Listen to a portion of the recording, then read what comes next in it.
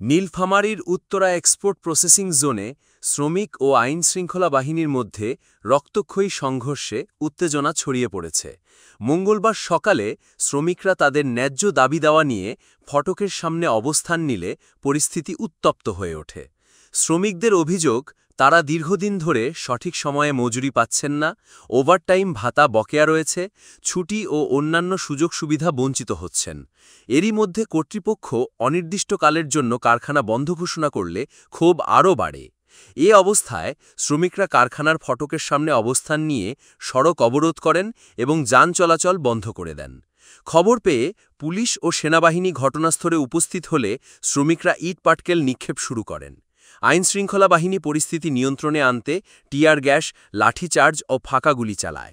এতে এক পর্যায়ে সংঘর্ষ তীব্র আকার ধারণ করে এবং হাবিব ইসলাম নামের এক যুবক শ্রমিক গুলিবিদ্ধ হয়ে গুরুতর আহত হন।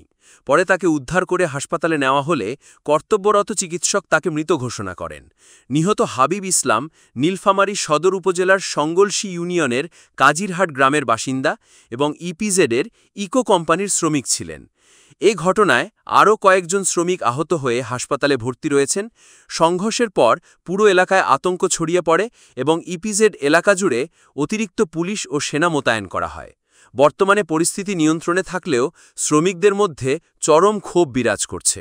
কর্তৃপক্ষ ও প্রশাসনের মধ্যে বৈঠক চলছে এবং শ্রমিকরা ঘোষণা দিয়েছেন তাদের দাবি পূরণ না হওয়া পর্যন্ত তারা আন্দোলন চালিয়ে যাবেন। পুরো এলাকায় থমথমে পরিবেশ বিরাজ করছে এবং সাধারণ মানুষের মধ্যে ভয় আতঙ্ক কাজ করছে।